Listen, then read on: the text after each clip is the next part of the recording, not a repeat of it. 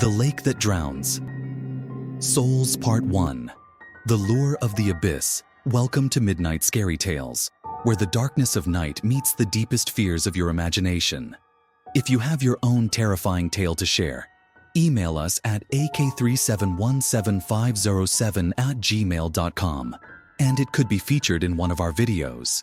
Don't forget to hit subscribe and turn on notifications so you don't miss any spine-chilling stories. Let's dive into tonight's unsettling tale, The Lake That Drowns Souls.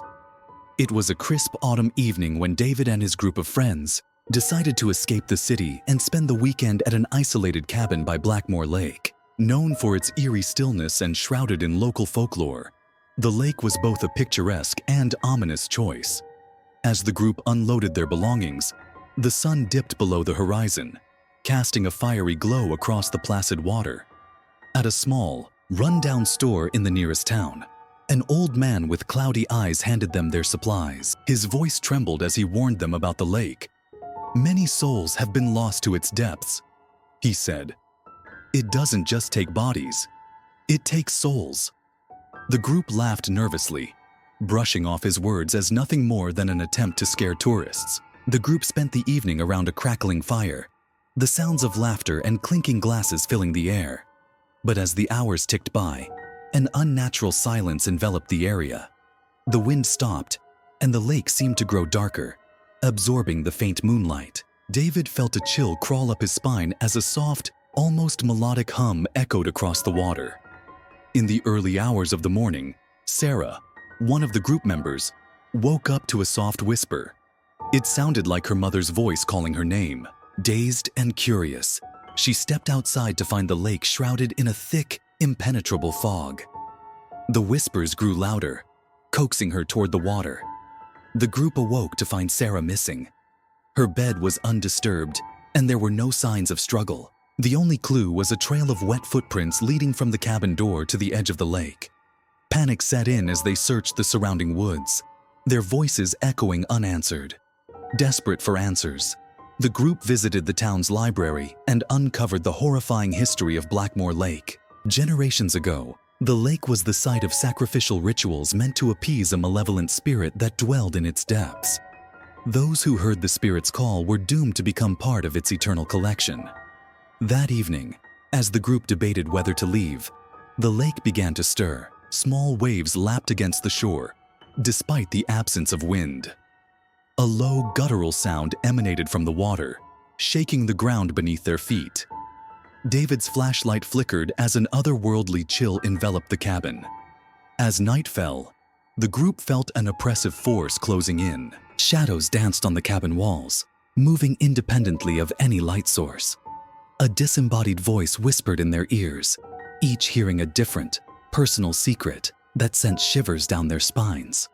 When the clock struck midnight, the lake's surface began to bubble violently. The group watched in horror as a dark, humanoid figure emerged from the water, its hollow eyes glowing with a sinister light. The creature raised a bony hand, and the whispers turned into screams. David, clutching a rusty axe he found in the cabin, decided to confront the entity. As he approached the lake, the figure stretched its skeletal arms toward him. The ground beneath his feet seemed to dissolve, pulling him toward the water. His friends screamed, but none dared to move. Part 2. Descent into Darkness. David swung the axe with all his might at the skeletal figure, but it passed through the creature as if it were made of smoke. The entity let out a bone-chilling wail, and the air grew colder. The ground beneath David began to crumble, dragging him closer to the water. His friends screamed from the cabin, but fear kept them frozen in place. Summoning every ounce of strength, David turned and sprinted back to the cabin. The creature reached out, its skeletal fingers grazing his shoulder. A burning cold shot through his body, and he collapsed just as he reached the porch. His friends dragged him inside and bolted the door, but the faint sound of the creature's laughter echoed outside. David awoke hours later, shivering and drenched in sweat. A black, hand-shaped mark had appeared on his shoulder where the creature had touched him. The group stared in horror as the mark seemed to pulse and spread faint tendrils across his skin.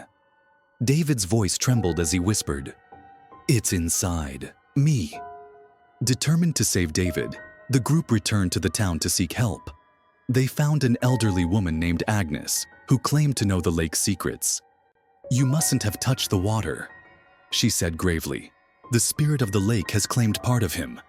There's only one way to break its hold." Agnes explained that they needed to perform an ancient ritual at the lake's center, using a relic buried deep within the town's cemetery. Time was running out as David's condition worsened. His voice had started to echo unnaturally, and his eyes glowed faintly in the dark. Retrieving the relic was no simple task. The cemetery was overgrown and crawling with shadows that seemed to move independently. As the group dug through the soft earth, whispers surrounded them, and skeletal hands clawed at their feet. One of the friends, Emily, nearly lost her grip on reality as a shadowy figure whispered her deepest fears. With the relic in hand, the group rowed out to the center of Blackmore Lake in an old, rickety boat. The water around them churned and bubbled, glowing with an unnatural light. David, now barely conscious, muttered incomprehensible phrases in an ancient language. The skeletal figure emerged from the water once more, watching their every move. As Agnes instructed, they plunged the relic into the lake's depths while chanting the ancient words. The water erupted violently, and the skeletal figure let out a deafening scream. The boat rocked precariously, and David began to convulse as the mark on his shoulder burned brightly. Agnes's voice echoed in their minds, revealing the final truth. One of them must willingly offer their life to seal the spirit for another century. David, still convulsing, looked at his friends with tear-filled eyes. "It's my fault," he whispered. "I'll do it." Before anyone could stop him, he jumped into the water, disappearing beneath the waves. The lake fell silent, its surface once again calm and mirror-like.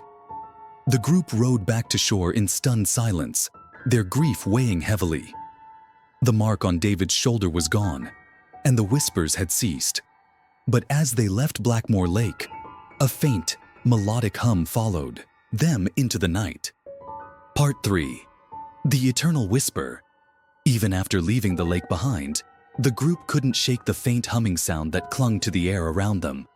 It was as if the lake's melody had embedded itself in their minds. Emily's hands trembled as she drove the group away, and no one dared to speak. David was gone, but the haunting presence of Blackmore Lake refused to let them go. That night, back at Agnes's home, the group tried to process what had happened. Suddenly, the temperature in the room dropped, and the lights flickered. One of the friends, Jacob, screamed as wet, skeletal handprints appeared on the walls. "It's not over," Agnes whispered, her face pale with dread. To their horror, Jacob discovered a hand-shaped mark on his arm, similar to the one David had. The whispers began anew, louder and more menacing. Agnes revealed that the lake's spirit had chosen a new victim to replace the one it lost.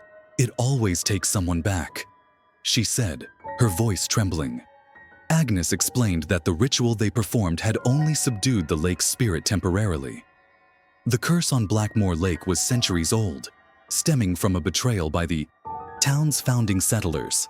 They had sacrificed a woman accused of witchcraft to the lake, but her spirit had returned, vengeful and unrelenting.